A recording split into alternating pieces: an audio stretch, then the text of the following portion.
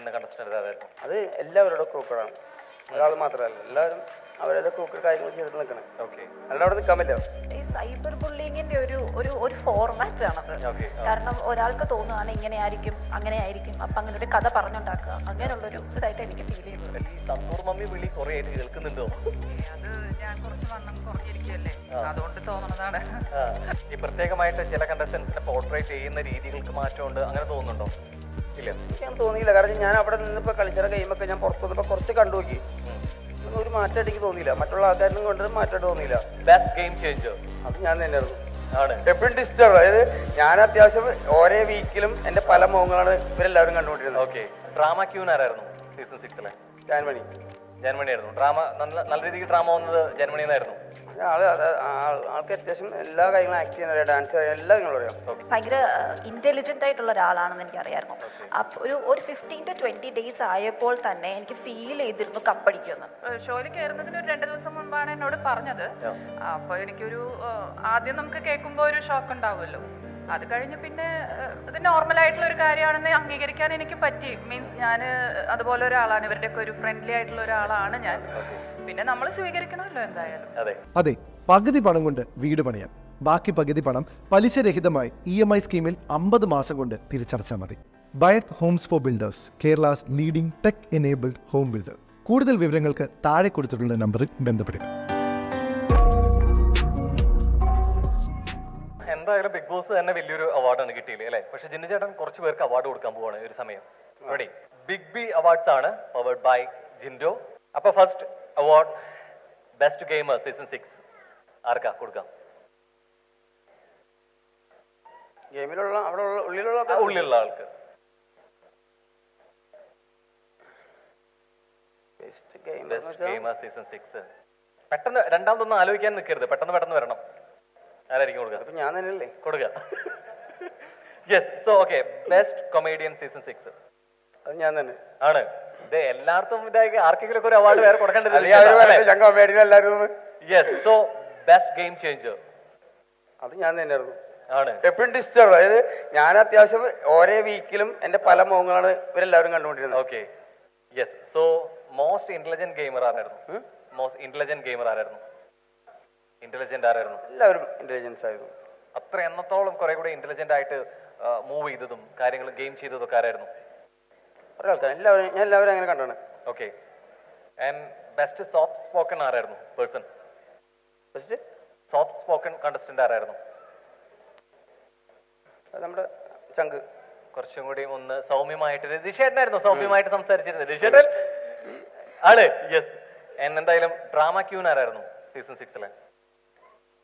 ജാൻമണി. ജന്മണി ആയിരുന്നു. ഡ്രാമ നല്ല രീതിക്ക് ഡ്രാമ വന്നത് ജന്മണി എന്നായിരുന്നു. ആൾക്ക് അത്യാവശ്യം എല്ലാ കാര്യങ്ങളും ആക്ട് ചെയ്യാൻ അറിയാം, ഡാൻസ് അറിയാം, എല്ലാ കാര്യങ്ങളും അറിയാം. ഓക്കെ. ബെസ്റ്റ് ഫിറ്റ്നസ് ഫ്രീക്ക് ആരായിരുന്നു? ഫിറ്റ്നസ് ഫ്രീക്ക് ആരായിരുന്നു ചോദിച്ചാൽ അവിടെ ആരായിരുന്നു? അഭിഷേകാണോ? ബോഡിയൊക്കെ വെച്ചിട്ട് അവിടെ പച്ചകുത്തിയൊക്കെ ഇരിക്കുന്നുണ്ട് ആണോ? ആ അതെ, നമ്മുടെ ചങ്ക് ബ്രോ അഭിഷേക്. അഭിഷേക് ആളുടെ ഫിസിക്ക് ഒരു രക്ഷയില്ല. അതെ. Six pack കാണിപ്പിക്കണോ?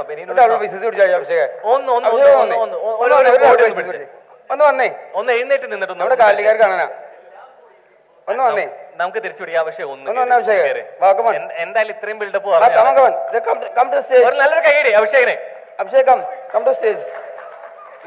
ബെനൂരെ ഞാൻ പറയില്ല, ക്യാമറയിലൂടെ കിട്ടാൻ വേണ്ടിട്ട്. Abhishek come to stage. ഒന്ന് നല്ല രീതിയിലേക്ക് കൈയടിക്കുകയാണെന്നുണ്ടെങ്കിൽ അഭിഷേക് ബനിയൻ ഊരാൻ സമ്മതിച്ചിട്ടുണ്ട്. അമ്മ സമ്മതം മൂളിയുണ്ട് അല്ലെ? അഭിഷേകിന്റെ 6 പാക്ക് കാണണോ? വേണോ? സെറ്റാണല്ലേ?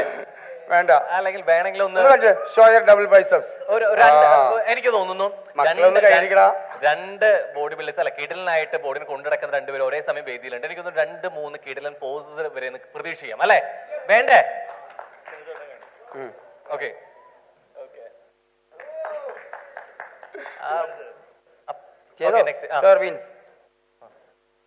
രണ്ടായിട്ട് ഒരുമിച്ച്. ഓക്കെ, നെക്സ്റ്റ് ബാക്ക് പോസ് ഇല്ലേ? നാണായിട്ടുള്ള അതെ, സ്റ്റേജിലേക്ക് നമ്മൾ ആ ലെവലിലേക്ക് വരും. Okay, thank you so much മാൻ. എന്തായാലും തിരിച്ച് ട്രാക്കിലോട്ട് ആയില്ലേ? ആള് നല്ലൊരു ബ്രില്യൻ ഗെയിമറാണ്. അതെ. കാരണം അവിടുന്ന് പെട്ടെന്ന് ഔട്ടായി പോയി. പക്ഷെ എന്നാലും എനിക്ക് ഇഷ്ടമുള്ള ഒരാളാണ് Abhishek. Yes, so thank you so much Abhishek. അത് വരുന്നു, പലതും പഠിക്കേണ്ടിയിരിക്കുന്നു അല്ലേ ദക്ഷിണെന്ന്. Yes, so strong physical gamer ആരായിരുന്നു? സ്ട്രോങ് ഫിസിക്കൽ ഗെയിമർ, ഫിസിക്കലായിട്ട് ഏറ്റവും കൂടുതൽ സ്ട്രോങ് ആയിട്ട് നിന്ന അഭിഷേക് കുഴപ്പമുണ്ടായില്ല. മറ്റേ അഭിഷേക് എസ് ആണ് എന്നുള്ള രീതിയിലേക്ക് ഏറ്റവും ആള് വന്നപ്പോഴാണ് നമുക്ക് ഓപ്പോസിറ്റ് ഗെയിം ഒരു ഫിസിക്കായിട്ട് കളിക്കാൻ പറ്റിയ ആൾ വന്നത്. ഓക്കെ. ബെസ്റ്റ് ക്രൂ കണ്ടസ്റ്റന്റ് ആയിരുന്നു, ക്രൂക്കഡ് ആയിട്ട് കുറെ കൂടി നിന്ന കണ്ടസ്റ്റന്റ് ആരായിരുന്നു? ക്രൂക്കഡായിട്ട് അത് എല്ലാവരുടെ ക്രൂക്കഡാണ്, ഒരാൾ മാത്രമല്ല, എല്ലാവരും അവരേത് ക്രൂക്കഡ് കാര്യങ്ങൾ ചെയ്തിട്ട് നിൽക്കണേ. ഓക്കെ. അല്ലാതെ അവിടെ നിൽക്കാൻ പറ്റില്ല. ഓക്കെ. യെസ്, അപ്പൊ എന്തായാലും കുറേയേറെ അവാർഡ്സ് എന്തായാലും ജിൻഡോ ചേട്ടൻ കൊടുത്തു കഴിഞ്ഞു. പക്ഷെ നമുക്ക് അറിയുന്ന, നമ്മൾ കാണുന്ന ബിഗ് ബോസിൽ ചില വാസ്തവങ്ങളൊക്കെ അറിയാനുണ്ട് അല്ലെ. ഇത് പുറമെ നിന്ന് കാണുന്ന പ്രേക്ഷകനാണെന്നുണ്ടെങ്കിലും ചില മത്സരാർത്ഥികളാണെങ്കിലും ചില വാസ്തവങ്ങൾ അറിയുന്നത് പിന്നീടായിരിക്കും. പലപ്പോഴും ജിൻഡോ ചേട്ടൻ അറിയുന്നതും പുറത്തോട്ട് വന്നതിന് ശേഷമായിരിക്കും. അത്തരത്തിലൊരു വാസ്തവം അറിയാം കാര്യങ്ങളിലോട്ട് പോവാണ്.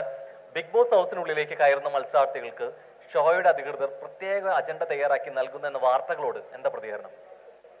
ഒരിക്കലും അവിടെ ഒന്നും അങ്ങനെ അജണ്ട ഇല്ല.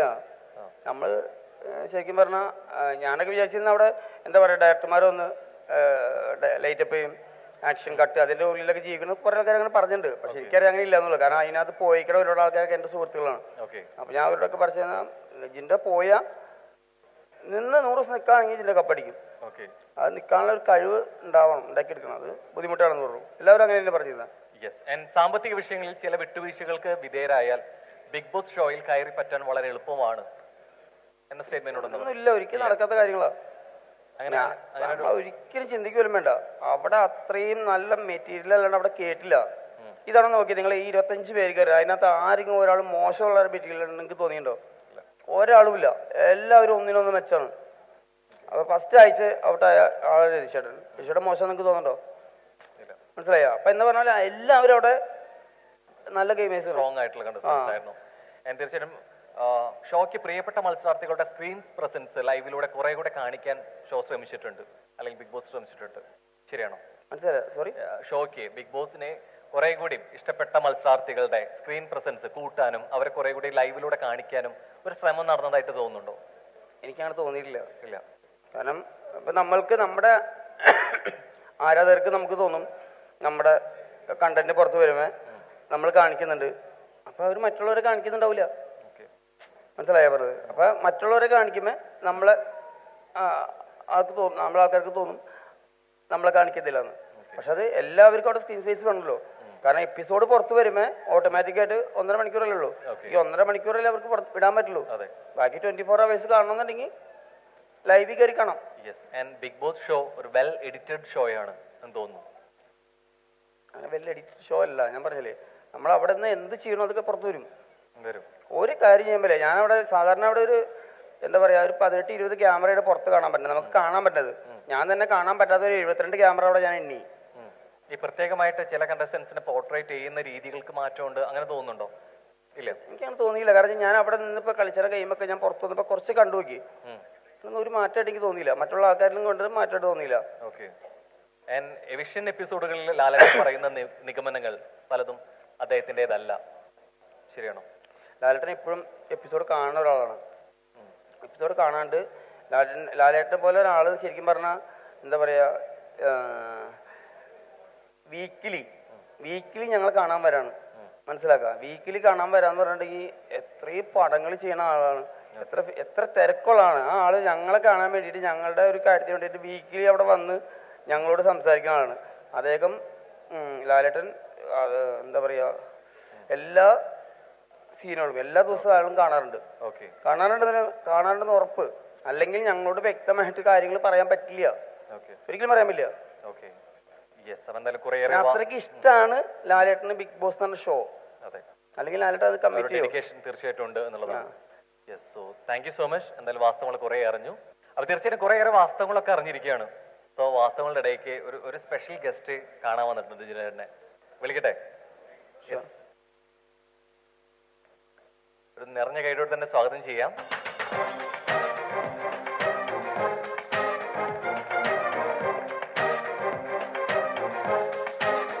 നമസ്കാരം. തീർച്ചയായിട്ടും നേഹ, എന്തായാലും മൈൽ സ്റ്റോൺ ഫാമിലിയുടെ ഒരു മെമ്പർ കൂടിയാണ് അല്ലെ? കുറേയേറെ ഷോകൾക്കൊപ്പം ഫാമിലി മെമ്പർ കൂടിയാണ്. ഞാൻ ആങ്കറിങ് ചെയ്തിട്ടുണ്ട് ഈ ചാനലിന് വേണ്ടി. ആദ്യമായിട്ട് ആങ്കറിങ് ചെയ്ത് പഠിച്ചത് ഈ ചാനലിലൂടെയാണ്. പക്ഷെ ഇപ്പോഴും ഞാൻ വിറയ്ക്കും ആങ്കറിങ് ചെയ്യുമ്പോൾ. ഓക്കെ, എന്തായാലും ജിനു ചേട്ടാ അകത്തിരിക്കുന്ന സമയത്ത് ഗേൾഫ്രണ്ടിനെ കുറിച്ച് കുറേയേറെ ചർച്ചകൾ ഉണ്ടായിട്ടുണ്ട് അല്ലെ? ആരാണ് ആ സുന്ദരി എന്നുള്ള ചോദ്യങ്ങൾ വന്നിട്ടുണ്ട്. ആ പല രീതിയിലേക്കുള്ള പല ചോദ്യങ്ങൾക്കും പലപ്പോഴും തെറ്റിദ്ധാരണയിൽ വന്നൊരു ഉത്തരം കൂടിയായിരുന്നു നേഹ എന്നുള്ളത്. കേട്ടിരുന്നോ? കേട്ടിട്ടുണ്ട്. ഓക്കെ, മൈക്ക് കുറച്ചുകൂടെ കേട്ടിട്ടുണ്ട് കുറെ കേട്ടിട്ടുണ്ട്. എന്തായിരുന്നു അങ്ങനെ വന്നു അത് പറയാനുള്ളത് ഈ സൈബർ ബുള്ളിങ്ങിന്റെ ഒരു ഫോർമാറ്റ് ആണത്. കാരണം ഒരാൾക്ക് തോന്നുകയാണ് ഇങ്ങനെ ആയിരിക്കും അങ്ങനെ ആയിരിക്കും, അപ്പൊ അങ്ങനെ ഒരു കഥ പറഞ്ഞുണ്ടാക്കുക, അങ്ങനെയുള്ളൊരു ഇതായിട്ട് എനിക്ക് ഫീൽ ചെയ്തത്. എപ്പോഴും എനിക്കൊന്നു ജിനുചേട്ടൻ കുറെ അധികം സപ്പോർട്ട് ചെയ്യുന്ന ഒരു പുറത്തുണ്ടായിരുന്നു. അത്രയും സ്ട്രോങ് ആയിട്ട് നിന്നിരുന്ന ഒരു വ്യക്തി കൂടിയായിരുന്നു അല്ലെ? പലപ്പോഴും ജിനുചേട്ടൻ പല വീഡിയോകളും കാര്യങ്ങളും ഒക്കെ നവമാധ്യമങ്ങളിൽ ഡിജിറ്റൽ പ്ലാറ്റ്ഫോമുകളിലെ കൊളാബായിട്ട് വരെ നേഹയുടെ വീഡിയോകളായിട്ട് കണക്ട് അത്രത്തോളം സപ്പോർട്ട് ചെയ്തിരുന്ന ഒരാൾ കൂടിയാണ്. അതെ ഞാൻ സപ്പോർട്ട് ചെയ്തിരുന്നു. ജിനു ചേട്ടൻ ആദ്യം മുതലേ ഞാൻ സപ്പോർട്ട് ചെയ്തിരുന്നു. ബിഗ് ബോസിലേക്ക് സപ്പോർട്ട് ചെയ്തെന്ന് മാത്രമല്ല, അതായത് ഈ കൊല്ലം എന്നെ ബിഗ് ബോസ് ഹൗസിലേക്ക് കയറണമെന്ന് അത്രയും മാത്രം നിർബന്ധിച്ച് കാര്യങ്ങൾ ചെയ്ത ഒരാളെ കപ്പിലേക്ക് തള്ളിവിട്ട ആൾ കൂടിയാണ് അല്ലെ? നല്ലൊരു കേടി. എന്താ കാരണം വെച്ചാൽ എനിക്ക് ഇവിടുത്തെ തിരക്കിനോട് മാറി നിൽക്കാൻ പറ്റാത്ത അവസ്ഥയാണ്. അത്രയും പ്രശ്നങ്ങൾ കാര്യങ്ങളൊക്കെ ഉണ്ട്. അപ്പൊ ചേട്ടാ പറ്റും, അത് ഞങ്ങൾ ഇവിടുത്തെ കാര്യങ്ങളൊക്കെ നോക്കിക്കോളാം, അത് ചെയ്തോളാം ഇത് ചെയ്തോളാം, നമുക്ക് ഏൽപ്പിക്കാം, എല്ലാം ചെയ്യാം.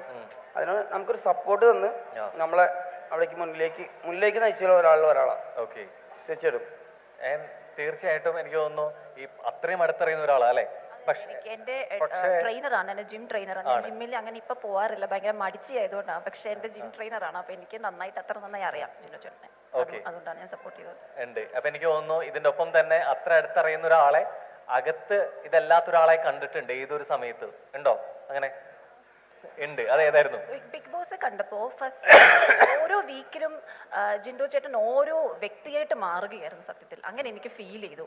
പക്ഷെ എനിക്ക് ജിൻഡോ ചേട്ടനെ അറിയാവുന്നിടത്തോളം ജിൻഡോ എന്ന ആള് ഭയങ്കര ബുദ്ധിയുള്ളൊരു മനുഷ്യനാണ് എന്നെനിക്ക്, ഭയങ്കര ഇന്റലിജന്റ് ആയിട്ടുള്ള ഒരാളാണെന്ന് എനിക്ക് അറിയായിരുന്നു. ഒരു 15 to 20 days ആയപ്പോൾ തന്നെ എനിക്ക് ഫീൽ ചെയ്തിരുന്നു കപ്പടിക്കുമെന്ന്. കാരണം എനിക്ക് ജിൻഡോ എന്ന വ്യക്തിയെ അറിയാവുന്നതുകൊണ്ട് എനിക്ക് ഫീൽ ചെയ്തിരുന്നു കപ്പടിക്കുമെന്ന്. കയ്യിലുള്ള വജ്രായുധങ്ങളൊക്കെ സൂക്ഷിച്ചു വെച്ചിരിക്കുകയായിരുന്നു, അങ്ങനെയാണോ? അങ്ങനെയും പറയാം. ബിക്കോസ് ജിൻഡോ അത്ര ഇന്റലിജന്റ് ബ്രില്യന്റ് ആയിട്ടുള്ള ഒരാളാണ്. ലൈഫിലും അങ്ങനെ തന്നെയാണ്. എന്തൊരു പാട്ട് കേൾക്കുന്നുണ്ടല്ലോ, ഏതൊരു സോങ്, കുറച്ചുകൂടെ ഒന്ന് വളരെ ശബ്ദം കുറവില്ല, ഏതൊരു പാട്ട്.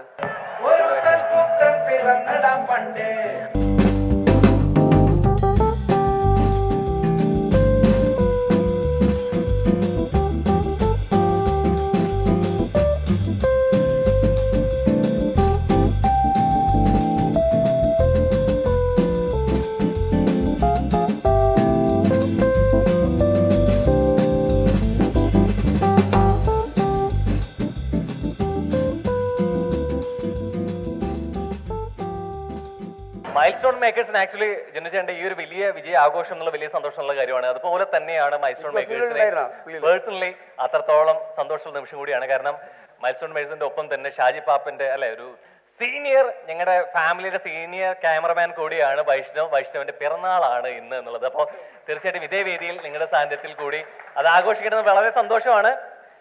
നന്നായി ഇടിക്കുന്നുണ്ടല്ലോ. ഓക്കെ, സോ തീർച്ചയായിട്ടും Shalbin and Kenna please come on the stage. ഒപ്പം തന്നെ മൈൽ സ്റ്റോൺ ഫാമിലിയിലെ ഞങ്ങളുടെ പ്രിയ ടീം മെമ്പേഴ്സ് ഒപ്പം ഒന്ന് ജോയിൻ ചെയ്യണം. ഒപ്പം തന്നെ രജിഷേട്ടാ, അഭിഷേക്, നിങ്ങളില്ലാതെ പൂർണ്ണമാവില്ല. തീർച്ചയായിട്ടും മൈൽ സ്റ്റോണിലൂടെ ഷാജി പാപ്പനിലൂടെ നിങ്ങൾ കണ്ട പല ആഘോഷ വേദികളും അല്ലെങ്കിൽ പല ഇവന്റുകളിലൂടെയും അത്രയും ലൈവായിട്ട് ഓടി നടന്നത് കേരളത്തിന്റെ എവിടെയാണെങ്കിൽ പോലും ഓടി നടന്ന് കൃത്യമായിട്ട് എത്തുന്നതിൽ വലിയ പങ്ക് വഹിക്കുന്ന വ്യക്തിത്വം കൂടിയാണ് വൈഷ്ണവ് എന്നുള്ളത്. അപ്പൊ എനിക്കൊന്ന് ഒരു നിറഞ്ഞ കൈയടി ആദ്യമേ തന്നെ കൊടുക്കട്ടെ. കാരണം ലൈവായിട്ട് തന്നെ ഇത്രയും കാഴ്ചകൾ നിങ്ങളിലേക്ക് എത്തിക്കുന്നതിന്റെ അദ്ദേഹത്തിന്റെ എഫേർട്ട് എടുത്ത് പറയാതെ വയ്യ എന്നുള്ളത് തന്നെയാണ്. സോ അദ്ദേഹത്തിന്റെ പിറന്നാൾ ഇതുപോലൊരു ആഘോഷവേദിയിൽ ആഘോഷിക്കാൻ പറ്റിയ എനിക്ക് സന്തോഷം. കുറേയേറെ വർഷങ്ങൾ, കുറേയേറെ കാഴ്ചകളും ഈവന്റുകളും ഇതുപോലെ തുടരട്ടെ എന്ന് കൂടി ആശംസിക്കാൻ. ഹാപ്പി ബർത്ത്ഡേ മാൻ. യെസ്. സോ ഒന്നൊരുമിച്ച് ഷാൽബിനൊപ്പം ഒന്ന് കയറി നിൽക്കണം, വൈഷ്ണവിന്റെ ഒപ്പം ഒന്ന് കയറി നിൽക്കണം. കെന്ന, ഇത് കഴിഞ്ഞിട്ട് കെന്നയാണ് ട്രീറ്റ് ഒക്കെ തരാൻ. Happy birthday.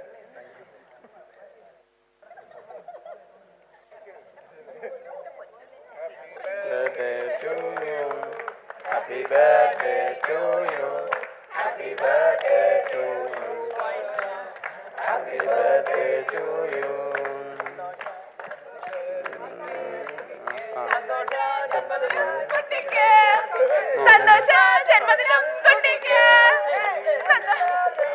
കേക്കാലോ.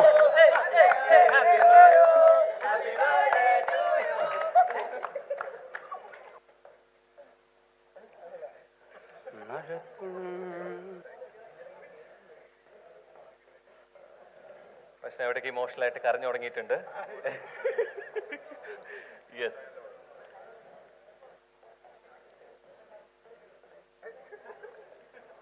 ഓക്കെ. അഭിഷേക്,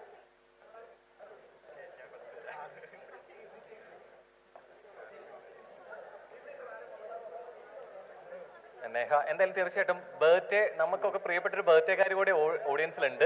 സോ വൈഷ്ണവ് ഒന്ന് കേക്ക് എടുത്തിട്ട് അമ്മയ്ക്ക് കൂടി ഒന്ന് കൊടുക്കണം.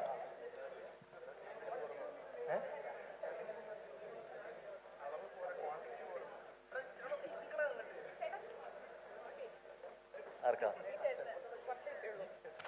നിന്റെ കൈ കൊണ്ട്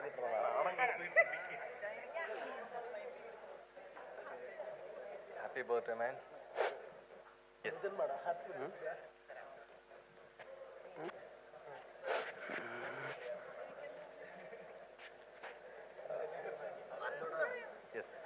എന്തായാലും ഈ ആഘോഷങ്ങൾ തുടരുക തന്നെ ചെയ്യും. സോങ് ഒന്നുകൂടി വെച്ച് ഒന്ന് വൈഷ്ണവിന്റെ 2 സ്റ്റെപ്പ് കൂടെ എല്ലാവരും കൂടി ഒരുമിച്ച് കൂടി ഒന്ന് കാണാം അല്ലെ. രജിഷേട്ടോടെ വന്ന് ഡാൻസ് ചെയ്യാൻ വന്നിട്ടുണ്ട്.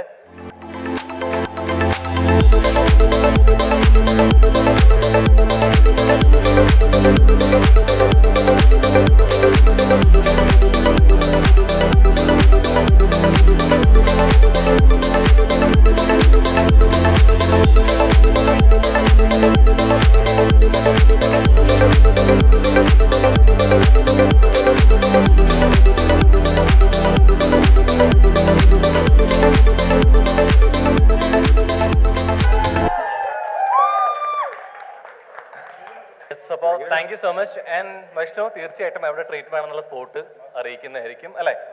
സോ വൺസ് അഗൈൻ അപ്പൊ ഹാപ്പി ബർത്ത്ഡേ. ആ പോയിന്റ് കൂടെ. അപ്പൊ എന്തായാലും ഒരു ഒറ്റ സെഗ്മെന്റോട് കൂടി തന്നെ നമ്മുടെ ഇന്നത്തെ പ്രോഗ്രാം വൈൻഡപ്പ് ചെയ്യണം. അപ്പോൾ ജിനു ചേട്ടൻ മാത്രം ഒന്ന് സ്റ്റേ ബാക്ക് ചെയ്യണം. So thank you so much എല്ലാവരും. സോ എന്തായാലും ഈ ആഘോഷങ്ങൾ തന്നെയായിരുന്നു അല്ലേ. അപ്പൊ എന്തായാലും ആ കൂട്ടത്തിലേക്ക് ഒരു വീഡിയോ കൂടി ഈ സമയം കാണിക്കുകയാണ്, ഒരു സ്പെഷ്യൽ വീഡിയോ. റെഡി? സോ എബി പ്ലീസ്. ലണ്ടൻ നിങ്ങളുടെ പേര് അത് എന്റെ പ്രൊഫൈലിൽ എന്താ പറഞ്ഞ നിങ്ങൾക്ക് കേട്ടോ. നിങ്ങള് celebrity personal trainer, international body builder, Mother Teresa award holder. ഒന്നും വേണ്ട. ഒരു സെലിബ്രിറ്റീസിനെ പേഴ്സണൽ ട്രെയിനിങ് ചെയ്യിക്കാന്ന് പറഞ്ഞാൽ കേരളത്തില് ഇന്ന് വരെ ഒരേ പേരുള്ളൂ. അല്ലെങ്കിൽ ഞാൻ മണ്ടനായിട്ടല്ല, നിങ്ങളോടൊക്കെ കളിക്കാനുള്ള നല്ല തലയുണ്ടായിട്ട് തന്നെ വന്നത്. എനിക്ക് ഒറ്റയ്ക്ക് കളിക്കാൻ ഇഷ്ടം.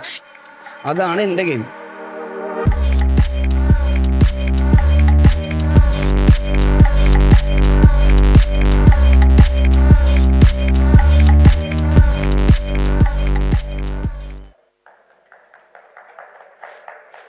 തീർച്ചയായിട്ടും എനിക്കൊന്ന് നമ്മൾ സ്നേഹം പലപ്പോഴും അറിയിക്കാറുണ്ട് അല്ലേ. പക്ഷെ ഇത്രത്തോളം മനസ്സിലാക്കിയിട്ടാണ് ആ ഒരു ഫാൻ മെയ്ഡ് അല്ലെ വീഡിയോസ് ഒക്കെ വരുന്നത് എന്നുള്ള രീതിയിലേക്ക് കുറെ കൂടെ സന്തോഷം ഉണ്ടാവുന്ന ഒരു സമയമാണ് അല്ലേ. നമുക്ക് ലൈഫിൽ പല ഘട്ടങ്ങളിൽ നമുക്ക് കടന്നു കൊണ്ടുവരും. അതൊക്കെ നമുക്ക് സഹിച്ച് നിൽക്കാൻ പറ്റുന്നുണ്ടെങ്കിൽ ഓട്ടോമാറ്റിക്കായിട്ട് നമ്മൾ എല്ലാ കാര്യവും അച്ചീവ് ചെയ്യും. അതിന് ഉദാഹരണം ഞാൻ ഈ ടൈറ്റിലുകളും ബന്ധങ്ങളും ഇവിടെ മാത്രമല്ല, അങ്ങ് പഞ്ചാബിൽ വരെ ഉണ്ട് അല്ലേ.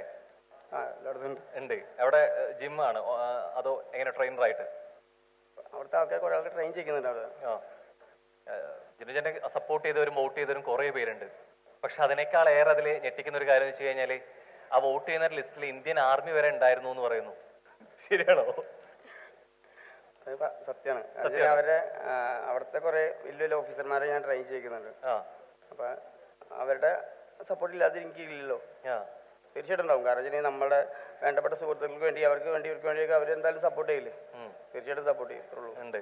സോ ഈ അറ്റം മുതൽ അല്ല കന്യാകുമാരി മുതൽ കാശ്മീർ വരെ മലയാളം ബിഗ് ബോസ് സീസൺ 6ന്റെ ആ ഒരു ടൈറ്റിൽ വിന്നർ എത്തിക്കാൻ വേണ്ടിയിട്ട് ഇവരൊക്കെ കാരണക്കാരായിരുന്നവരും ആ സപ്പോർട്ടായിരുന്നവരും ഉണ്ടായിട്ടുണ്ട്, കൂടെ ഉണ്ടായിരുന്നു അല്ലേ.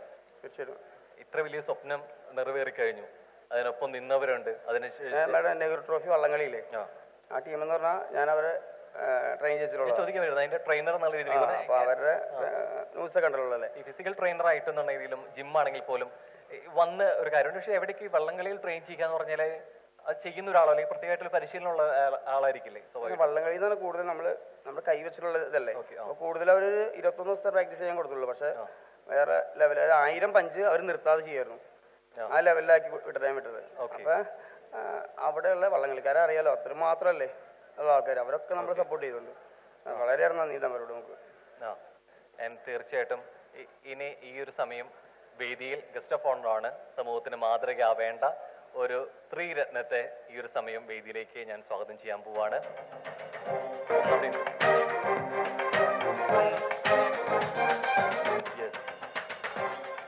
ഒരു നല്ലൊരു കൈയോടുകൂടി തന്നെ സ്വാഗതം ചെയ്യാം. സോ അപ്പൊ തീർച്ചയായിട്ടും ഈ ഒരു സമയം എനിക്ക് തോന്നുന്നു അത്രയും വിശിഷ്ടമായിട്ടുള്ള വ്യക്തി തന്നെയാണ് അല്ലെ ഇവിടെ വേദിയിൽ നിൽക്കുന്നത് എന്നുള്ളതാണ്. എന്തായാലും ഒരാളെ കൂടെ ചേർന്നാൽ മാത്രമാണ് ഈ ഒരു ഫ്രെയിം പൂർണ്ണമാവുള്ളൂ. സോ അഭിഷേക്,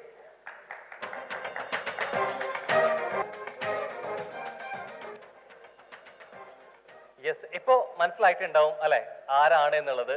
അഭിഷേകിനെ നമുക്ക് ഒപ്പം കണ്ടിട്ടുണ്ട്. പക്ഷെ അഭിഷേകിന്റെ അമ്മയെ കാണുന്നത് വളരെ അപൂർവമായിട്ടുണ്ട്. പക്ഷെ തീർച്ചയായിട്ടും സംശയമുണ്ട്, അഭിഷേകിന്റെ അമ്മയാണോ എന്നാണ് ചോദിക്കാൻ വന്നത്. ആക്ഷനിൽ കിട്ടിയാണോ? ചേച്ചി മനിയനല്ലേ? ഞാൻ സത്യം പറഞ്ഞ ചേച്ചിയെന്ന് വെച്ച് ഈ ധാരണ തന്നെയാണ് എല്ലാവർക്കും ഇടുന്നത്. കാരണം പലരും ഇവിടെ ഓഡിയൻസിൽ സംസാരിച്ചുകൊണ്ടിരിക്കുന്നുണ്ടായിരുന്നു. അഭിഷേകും അഭിഷേക സഹോദരിയും ചേച്ചിയോട് വരുന്നുണ്ട് എന്നുള്ള രീതിയിലേക്ക് എന്നോട് പറഞ്ഞുകൊണ്ടിരുന്നേ. പക്ഷെ സന്തൂർ മമ്മിയാണ് ഈ അഭിഷേക് ഇത് സ്ഥിരം കേൾക്കുന്ന ആണോ? അപ്പൊ എന്തായാലും ഒന്ന് ഇരുന്നോളൂ.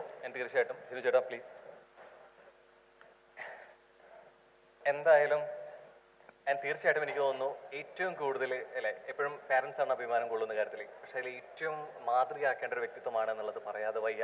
കാരണം തീർച്ചയായിട്ടും എനിക്കൊന്നു ഇതിൽ അഭിഷേക് വരുന്നതിൽ വലിയ ലക്ഷ്യം ഉണ്ടായിരുന്നു.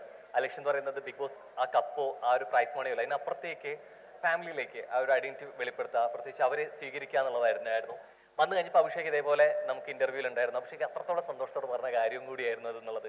പക്ഷേ അപ്പോൾ തീർച്ചയായിട്ടും എനിക്ക് തോന്നുന്നു ഇന്ന് ഇതേ വേദിയിൽ ഏറ്റവും മാതൃകാപരമായിട്ട് അല്ലെങ്കിൽ ഏറ്റവും സ്നേഹത്തോടെ കാണുന്ന ഒരു മുഖവും നാമവും വ്യക്തിത്വമായിട്ട് അമ്മ മാറിയിട്ടുണ്ടെന്ന് തന്നെയാണ്. തീർച്ചയായിട്ടും അമ്മ പ്ലീസ്. എനിക്ക് തോന്നുന്നു അതിലേക്ക് ഇറക്കുന്നതിന് മുമ്പ് ഈ സന്തൂർ മമ്മി വിളി കുറെ ആയിട്ട് കേൾക്കുന്നുണ്ടോ? അത് ഞാൻ കുറച്ച് വണ്ണം കുറഞ്ഞിരിക്കുകയല്ലേ, അതുകൊണ്ട് തോന്നണതാണ്. എനിക്ക് തോന്നുന്നു അഭിഷേകിന് ഇടയ്ക്കിടയ്ക്ക് കേൾക്കേണ്ടി വരാറുണ്ട്. ഉണ്ട്. പണ്ട് മുതലേ പറയണതാണ്. പിന്നെ ഇപ്പൊ ഒന്നും കൂടി ബിഗ് ബോസിന്റെ ടെൻഷനും അതൊക്കെ ആയിട്ട് ആൾ ഒന്നും കൂടി വണ്ണം കുറഞ്ഞപ്പോ കുറച്ചും കൂടി ചെറുതായി. ഈ തടി കുറയുമ്പോ സൗന്ദര്യം കൂടും അല്ലേ? അഭിഷേക് കയറി വന്നപ്പോ എന്നോട് ഇങ്ങനെ പറഞ്ഞ അമ്മയാണെന്ന് പറയണത്. ഞാൻ കിളി പോയാലോ നിൽക്കുക. എല്ലാവർക്കും ആ സംശയമുണ്ട് അല്ലേ രജിഷേട്ടാ? തീർച്ചയായിട്ടും അമ്മ ഏറ്റവും ഇവിടെ നമുക്ക് മൈൽ സ്റ്റോണിനൊപ്പം തന്നെ ഇരിക്കുന്ന ചർച്ചകളിലെ അഭിഷേക് അത്രത്തോളം സന്തോഷത്തോട് പറഞ്ഞൊരു കാര്യം കൂടിയായിരുന്നു. ഒരു ഫാമിലിയിൽ അത്രത്തോളം അറിയുന്ന ഒരു കാര്യം ഷോയിലൂടെയാണ് അറിയുന്നത്. പക്ഷെ തിരിച്ച് എത്തുന്ന സമയത്ത് ഇപ്പൊ അമ്മയാണെന്നുണ്ടെങ്കിൽ എത്രത്തോളം സ്വീകരിക്കുന്നു എന്നുള്ളത് വളരെ ഇമ്പോർട്ടൻ്റ് ആയിരുന്നു. ഒരു ഡെസിഷൻ എടുക്കുന്നതിന് അല്ലെങ്കിൽ ആ ഒരു സ്വീകാര്യത എടുക്കുന്നതിന് എന്താ ഏറ്റവും കൂടുതൽ പ്രേരിപ്പിക്കുന്ന ഒരു കാര്യം എന്തായിരുന്നു ശരി? ആക്ച്വലി ഞാൻ ഇതുവരെയുള്ള എൻ്റെ ജീവിതത്തിൽ ഞാൻ ഒരാളെയും അങ്ങനെ ഞാൻ എനിക്കുള്ള ഡിസിഷൻ ഞാൻ എടുത്ത് അതിന്റെ പ്രാവർത്തികമാക്കുന്ന ഒരാളാണ്. അപ്പൊ പിന്നെ ആ ഷോയിൽ കയറുന്നതിന് ഒരു 2 ദിവസം മുൻപാണ് എന്നോട് പറഞ്ഞത്. അപ്പൊ എനിക്കൊരു ആദ്യം നമുക്ക് കേൾക്കുമ്പോൾ ഒരു ഷോക്ക് ഉണ്ടാവുമല്ലോ. അത് കഴിഞ്ഞ് പിന്നെ ഇത് നോർമലായിട്ടുള്ള ഒരു കാര്യമാണെന്ന് അംഗീകരിക്കാൻ എനിക്ക് പറ്റി. മീൻസ് ഞാൻ അതുപോലെ ഒരാളാണ്, ഇവരുടെയൊക്കെ ഒരു ഫ്രണ്ട്ലി ആയിട്ടുള്ള ഒരാളാണ് ഞാൻ. പിന്നെ നമ്മൾ സ്വീകരിക്കണമല്ലോ എന്തായാലും. അതെ, എനിക്ക് തോന്നുന്നു പോകുമ്പോ അമ്മയുടെ മാത്രം മകനായിരുന്നു, ഇപ്പൊ തിരിച്ചു വരുമ്പോ കുറെ അമ്മമാരുടെ മകനാണ്. അതെ, എനിക്കിപ്പോ ഭയങ്കര സന്തോഷമുണ്ട്. ഒരുപാട് കമന്റ്സ് ഒക്കെ അഭിമോനെ അപ്പുക്കുട്ടാന്നൊക്കെ വിളിച്ച് അത് കാണുമ്പോൾ എനിക്ക് ഭയങ്കര, ആദ്യം അവൻ കയറിയ സമയത്ത് എനിക്കൊരു നെഗറ്റിവിറ്റി ഉണ്ടായിരുന്നു ഇതിന്റെ. അപ്പൊ ഞാൻ ഭയങ്കര വിഷമിച്ച കുറച്ച് സമയമുണ്ട്. ഇപ്പൊ എനിക്ക് ഭയങ്കര സന്തോഷമാണ്. ഇവനെ എല്ലാവരും സ്വീകരിച്ചു. ശരിക്കും ഓരോ മാളില് എല്ലായിടത്തും പോകുമ്പോഴും അമ്മമാരും കുഞ്ഞു കുട്ടികളും എല്ലാവരും വന്ന് ഇവനെ അമ്മമാരൊക്കെ ഉമ്മ വെച്ചോട്ടെ എന്നൊക്കെ ചോദിക്കണം. അപ്പൊ അങ്ങനെയൊക്കെയുള്ള സ്നേഹവാത്സല്യങ്ങളൊക്കെ കുറെ കാണുന്നുണ്ട് അല്ലേ? പക്ഷേ അത്തരത്തിൽ ശ്രദ്ധിക്കുന്ന ഒരാൾ കൂടിയാണ് കമന്റ്സ് ആണെന്നുണ്ടെങ്കിൽ പോലും. പക്ഷേ തീർച്ചയായിട്ടും പറയാൻ പറ്റും ജിനു ചേട്ടൻ വിന്നർ ആയിരിക്കുന്ന അതേ വേദിയാണ്, ആയിരിക്കുന്ന കപ്പിനോളം തന്നെ തുല്യമാണ് ഈ കിട്ടുന്ന സ്വീകാര്യതയും അല്ലെ? അതെ, സത്യം. ഞാൻ മുന്നേ നിങ്ങളുടെ തന്നെ ഇന്റർവ്യൂല് പറഞ്ഞിട്ടുണ്ട്, ഒബ്വിയസ്ലി കപ്പ് ലക്ഷ്യമാക്കിയിട്ടാണ് എല്ലാരും വരുന്നത്. പക്ഷെ അതിനുപരി നമുക്ക് ലൈഫിൽ ഇതൊരു വലിയൊരു ചേഞ്ച് ആയി ഉണ്ട്. ആ ഒരു മാറ്റവും സന്തോഷവും അറിയിക്കുന്നുണ്ട്. അപ്പൊ എന്തായാലും ഒത്തിരി സന്തോഷം. എനിക്ക് തോന്നുന്നു നമ്മുടെ ആ ഒരു ടോക്ക് ഓഫ് ലവ്, ഒരു സമയം ഒരു സ്നേഹാദരവ് എഴുന്നേറ്റ് നിന്നുകൊണ്ട് തന്നെ ഒരു നിറഞ്ഞ കഴിയോടെ തന്നെ ഒരു സമയം കൊടുക്കേണ്ടിയിരിക്കുന്നു. ഇത്തരം വലിയ തീരുമാനങ്ങളും അല്ലെ, അത് തന്നെയാണ് പിന്നീട് അവിടെ നമ്മുടെ ജീവിതത്തിൽ നമ്മളെ വലിയതായിട്ട് പ്രേരിപ്പിക്കുന്ന കാര്യങ്ങളിലേക്കൊക്കെ. അപ്പൊ തീർച്ചയായിട്ടും എല്ലാവരും ഒന്ന് എഴുന്നേറ്റ് നിന്ന് രജിഷേട്ടൻ ഒന്ന് അമ്മ എന്ന വാക്കിനെ കുറേ കൂടെ ആധികാരികമായിട്ട് സംസാരിക്കാൻ പറ്റുന്ന ഒരാൾ കൂടിയാണ് രജിഷേട്ടൻ അല്ലെ?